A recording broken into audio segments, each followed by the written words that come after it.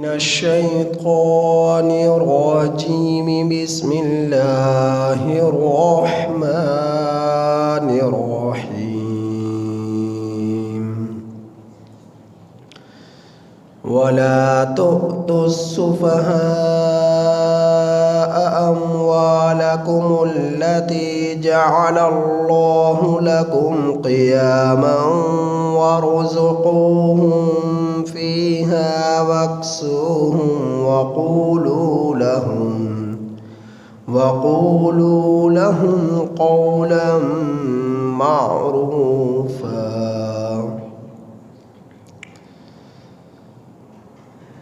یہ سورۃ النساء کی آیت نمبر 5۔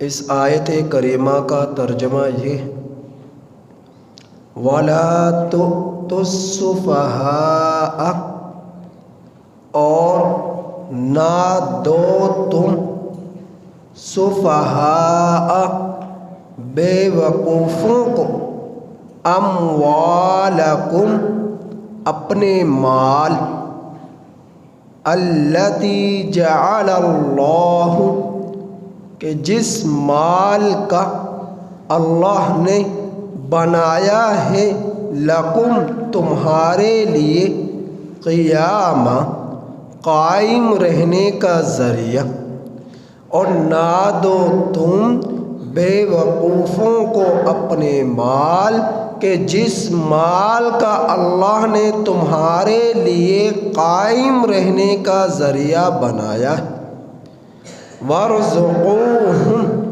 اور ان لوگوں کو کھلاتے پلاتے رہو، فیہا اس مال میں سے، واکسوہم، اور ان کو کپڑے پہناتے رہو، وقولوا لہم، اور کہو ان کو، قولا معروفا، بھلی بات، اور ان کو بھلی بات کہو، اچھی بات کہو، نرم انداز سے بات کرو۔ اس آیت کریمہ سے پہلے آپ سن چکے ایسے یتیموں کے بارے میں کہ جن کے ورثاء، کہ جن کے نگران، جو یتیم کی نگرانی سرپرستی میں، جس کی سرپرستی میں یتیم آتے، تو ان یتیموں کے اموال میں وہ ردی مال رکھ دیتے اور عمدہ مال لے لیتے، اور ان کے مال کو ہڑپ کر جاتے، ان یتیموں کا خیال نہ کرتے۔ زمانہ جاہلیت میں یہ ہوتا رہا ہے۔ تو اللہ جل جلالہ نے اس چیز سے منع فرمایا کہ ایسا نہ کرے۔ تو آج کی اس آیت کریمہ میں اللہ جل جلالہ نے معاشرتی زندگی کے بارے میں بیان فرمایا ہے کہ معاشرے کے اندر رہنے والے لوگوں میں ہر طرح کے لوگ ہیں، اچھے لوگ بھی ہیں، برے لوگ بھی ہیں، اور سمجھدار بھی ہیں، بے وقوف بھی ہیں۔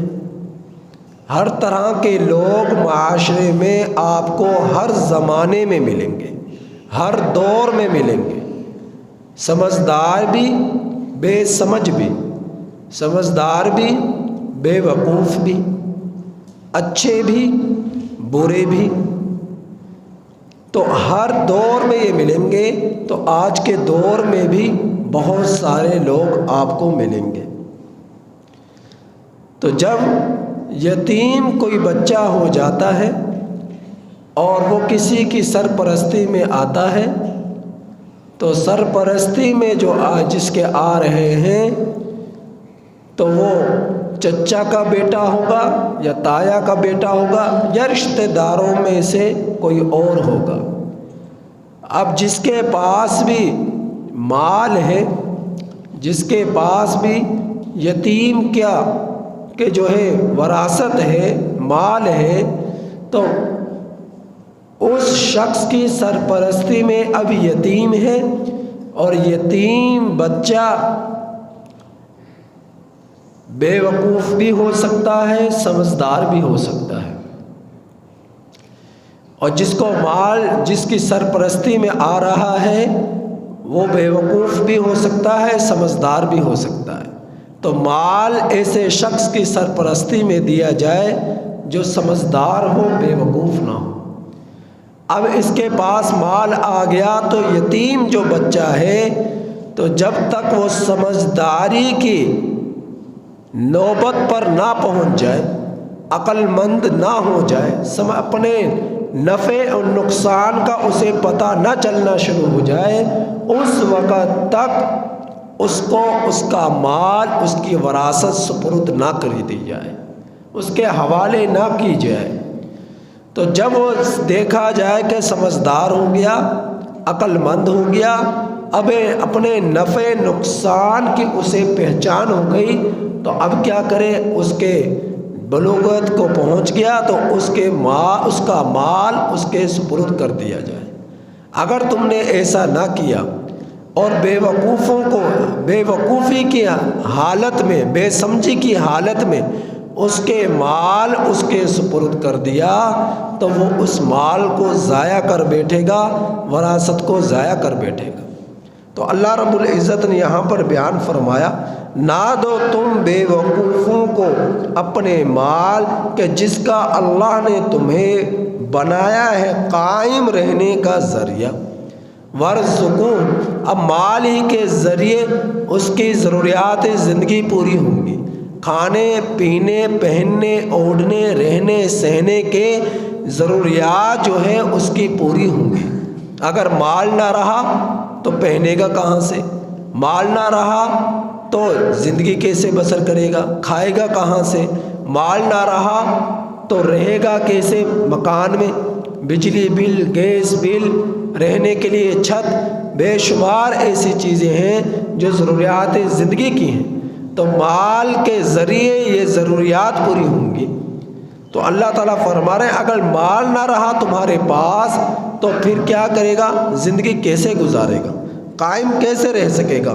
فرمایا کہ اب یہ مال جو محفوظ ہے، وَارْزُقُوهُمْ، اس مال میں سے ان کو کھلاتے رہو، اور یہ مال جو موجود ہے فرمایا وَاكْسُوهُمْ، اس مال میں سے ان کو کپڑے پہناتے رہو، یعنی ان کی ضرورت کی اشیاء کو پورا کرتے رہو۔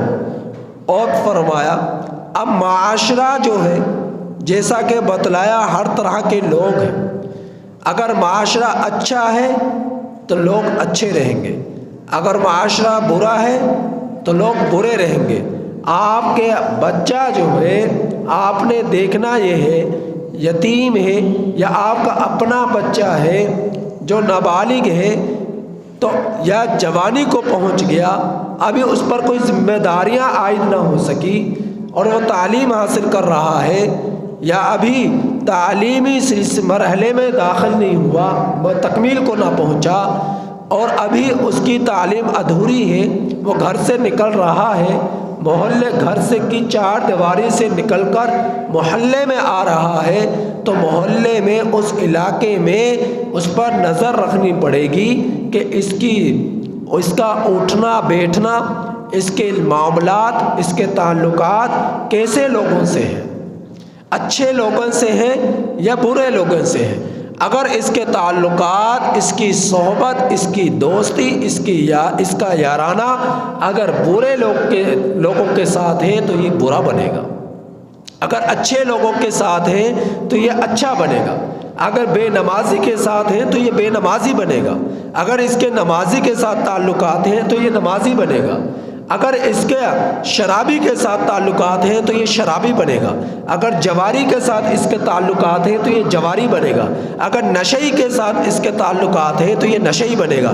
تو والدین کی، سرپرستوں کی اور جو ہے یہ ذمہ داری ہے کہ اپنے بچے کی نقل و حرکت پر پوری طرح نظر رکھے۔ اگر اس نے غفلت برتی تو یہ نہ سمجھے میں نے اسے جنم دیا تو میں اس کا باپ ہوں، میں اس کا بڑا بھائی ہوں، میں اس کا چچا ہوں، میں اس کا تایا ہوں۔ جس کی سرپرستی اور نگرانی میں بھی وہ بچہ آ رہا ہے تو لہٰذا اسے کرنے دو، جو یہ کر رہا ہے کوئی بات نہیں۔ نہیں، اللہ اس سے پوچھیں گے، بتا اے باپ، تو اس بچے کا باپ تھا، تو نے اپنے بچے کی خبر کیوں نہ لی؟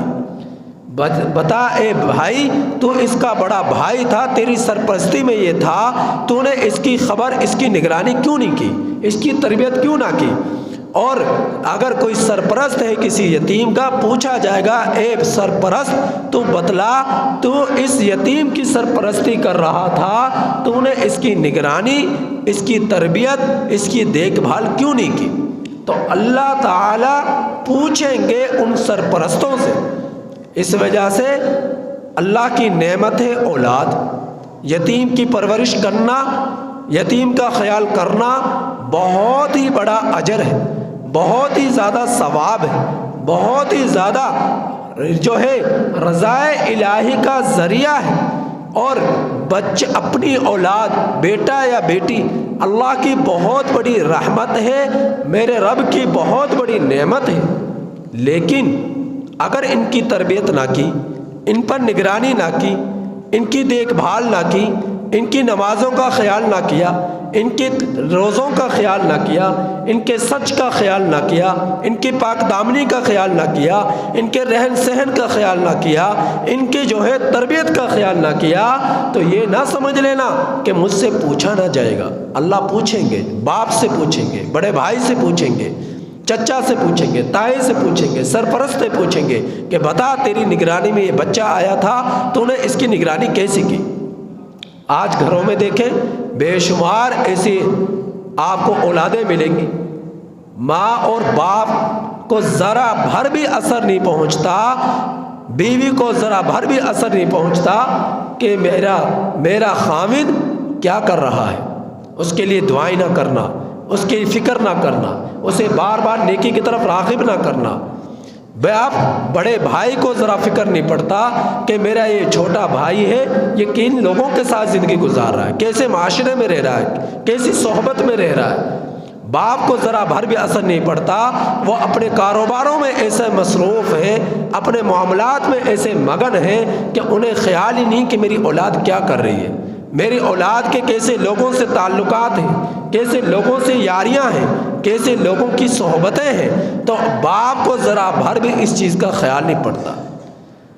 ماں باپ اب ایسی نوبت پر آ گئے کہ ان کے بچے گرم بستروں میں گھس کر سو رہے، مسجدیں ویران ہیں، اور انہیں فکر ہی نہیں کہ میرا بیٹا فجر کی نماز چھوڑ رہا ہے، انہیں فکر نہیں کہ میری اولاد ظہر کی نماز چھوڑ رہی ہے، انہیں فکر ہی نہیں کہ میری اولاد عصر کی نماز چھوڑ رہی ہے، مغرب کی نماز چھوڑ رہی ہے، عشاء کی نماز چھوڑ رہی ہے۔ تو ماں باپ کی غفلت کی بنا پر اولاد تباہی کے دھانے پر جا رہی ہے، اور دنیا مافیہ کا سب سے بڑے خسارے میں پڑ رہی ہے۔ اگر انہیں چوٹ لگ جائے، انہیں تکلیف پہنچ جائے تو ماں باپ تڑپ اٹھتا ہے کہ میرے بیٹے کو تکلیف پہنچی ہے، اسے جو ہے آگ نے چھو لیا ہے، جلا دیا ہے، جھلسا دیا ہے، اس کو ٹھوکر لگی، چوٹ لگی، خون نکلا ہے، اسے جو ہے چھری سے اس کی انگلیاں کٹ گئی ہیں، موٹر سائیکل کا حادثہ ہوا، وہ نیچے گر گیا، اس کے جو ہے جوڑ ٹوٹ چکے ہیں، گھٹنے ٹوٹ چکے ہیں، ہاتھ پاؤں ٹوٹ چکے ہیں، تو ماں باپ کیا تڑپ اٹھتا ہے، او ہو میرے بیٹے کو چوٹ لگی ہے، میرے بیٹے کا ہاتھ کٹ گیا، میرے بیٹا حادثے کا شکار ہو گیا، ان کی نیندیں حرام ہو جاتی ہیں۔ چوٹ لگ جانا چھوٹا نقصان ہے، حادثے کا شکار ہو جانا چھوٹا نقصان ہے، معمولی نقصان ہے، لیکن جس کے دین میں خرابی پیدا ہو جائے، یہ دنیا اور آخرت کا سب سے بڑا نقصان ہے۔ لیکن اس نقصان کا ماں باپ کو یقین ہی نہیں ہے، یقین ہی نہیں ہے۔ اور بے اولادوں کی فکر کرنے کی انہیں ضرورت ہی نہیں ہے. انہیں پتہ ہے کہ ہم مالک ہیں، یہ ہمارے ماتحت ہیں، ہم باپ ہیں، یہ ہمارے ماتحت ہیں، اسے کرنے دو، جو کر رہا ہے خود ہی سدھر جائے گا. جب تم نے اس حال میں اپنی اولاد کو چھوڑ دیا تو اللہ کی طرف سے گرفت آئے گی، حالات آئیں گے، پکڑ آئے گی، اور جو ہے تمہاری زندگی خوشگوار، تمہاری جو ہے مصیبتوں میں پڑ جاؤ گے اور خسارے میں پڑ جاؤ گے. تمہارے سے راحتیں چھین لی جائیں گی، رونقیں چھین لی جائیں گی، اور گھر کے اندر نحوست آ جائے گی، گھر میں رونقیں ختم ہو جائیں گی، جھگڑے لڑائیاں یہ شروع ہو جائیں گے. تو یہ ایک اللہ کے طرف سے ایک عذاب کی، ایک گرفت کی ایک جھلک ہوگی، اور وہ یہ سمجھے گا کہ میرا کاروبار کا نقصان ہے، میرا یہ نقصان ہے. وہ یہ نہیں سمجھے گا تیرے اپنے اعمال بد کی بنا پر تیرے اوپر یا اللہ کی طرف سے گرفت آ رہی ہے. تو اپنی اولادوں کی فکر کرنے کی ضرورت ہے. برا معاشرہ انسان کو برا بنا دیتا ہے، اور برا معاشرہ انسان کے اپنے کردار، اپنے جو ہے گفتار سے بنتا ہے. اور معاشرے کو سدھارنا بھی انسان نہیں ہے، معاشرے کو بگاڑنا بھی انسان نہیں ہے. انسان برا ہے، معاشرہ برا بنے گا. انسان اچھا ہے، معاشرہ اچھا بنے گا. لیکن اب معاشرے میں تو ہر طرح کے لوگ ہیں، اچھے بھی ہیں، برے بھی ہیں. اب جو اچھے ہیں، سرپرستوں کی، نگرانوں کی یہ ذمہ داری ہے اس برے معاشرے سے ان کا تحفظ کریں، ان کو بچائیں اور معاشرے کو سدھارنے کی کوشش کریں. جب ایسا کریں گے تو معاشرہ اچھے لوگوں سے اچھا بنتا چلا جائے گا. اگر ایسا نہ کیا تو برے لوگوں سے معاشرہ برا بنتا چلا جائے گا. تو اپنے اولادوں پر جو سرپرست ہیں، یتیموں کے جو سرپرست ہیں، ضرورت ہے اس بات کی کہ وہ اپنی سرپرستی کو پوری امانتداری، دیانتداری کے ساتھ نبھائے. یہ نہ کہ اللہ کے ہاں جواب دینا جب جس وقت پڑ جائے تو وہاں پر جا کر پھنس جائے.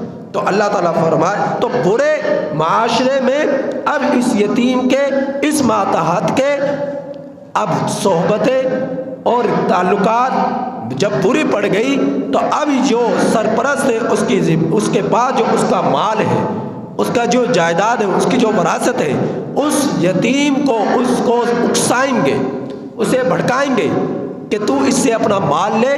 جب تیرا مال ہے تو اس کو کیوں دے رہا ہے؟ تو خود اس مال کا استعمال کر.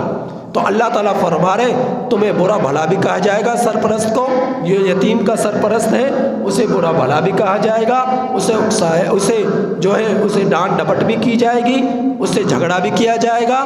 تو تم نے ایسے وقت میں صبر سے کام لینا ہے، غصے سے کام نہیں لینا، صبر سے کام لینا ہے. ایسا نہیں کرنا کہ وہ تمہیں اکسائیں، تم کو لو بھی یہ تمہارا مال، تم جانو تمہارا کام جانے. نہیں، اللہ تعالیٰ فرما رہے وہ تو بے وقوف ہے، اسے تو سمجھداری نہیں ہے، تم تو سمجھدار ہو. تو اس کی بے وقوفی میں آ کر کہیں ان کا مال انہیں دے کر انہیں نقصان میں مبتلا نہ کر دینا، اس کی وراثت دے کر اسے نقصان میں مبتلا نہ کر دینا، یہاں تک کہ وہ خود سمجھدار ہو جائے، اپنے نفع اور نقصان کا اسے پتہ چل جائے. جب اگر ایسی نوبت آ جائے کہ اس یتیم کو اکسارے اور بھڑکارے اور تم سے اس کا مال اس کو پہنچے دلوانے کی کوشش کر رہے ہیں، جبکہ تم جانتے ہو ابھی وہ سمجھدار نہیں ہے، ابھی اسے اپنے نفع نقصان کا پتہ نہیں ہے. تو اللہ تعالیٰ فرما رہے ایسے وقت میں صبر سے کام لینا ہے. وَقُولُوا لَهُمْ قَوْلًا مَعْرُوفًا، اور ان سے بھلی بات کہنی، نرم انداز میں اسے سمجھانا ہے کہ بیٹا دیکھ یہ مال تیرا ہے، یہ وراثت تیری ہے، یہ گھر تیرا ہے. جب تو سمجھدار ہو جائے گا، خود ذمہ دار ہو جائے گا، اپنے نفع نقصان کا مالک ہو جائے گا، تو یہ سب کچھ تیرا ہے، میں تیرے ہی حوالے کر دوں گا. تو اس سے بے فکر رہے، میں تیرے مال میں سے ذرا بھر بھی اپنی ذات کے لیے استعمال نہیں کروں گا. جو تیرا ہے وہ تیرا ہی رہے گا، لیکن جب تو خود ذمہ دار ہو جائے گا اس وقت تیرے حوالے کر دوں گا. تو اللہ تعالیٰ فرما رہے نرم انداز میں، بھلے انداز میں اسے سمجھانا ہے یہاں تک کہ وہ سمجھ جائے. کہیں جوش میں آ کر، غصے میں آ کر، لوگوں کے اکسانے پر، بھڑکانے پر تم اسے اس کا مال، اس کی وراثت حوالے نہ کر دینا یہاں تک کہ وہ سمجھدار ہو جائے، وہ سمجھدار ہو جائے. اللہ تعالیٰ سے دعا ہے کہ اللہ تعالیٰ ہمیں اس آیت کریمہ کی صحیح سمجھ عطا فرمائے.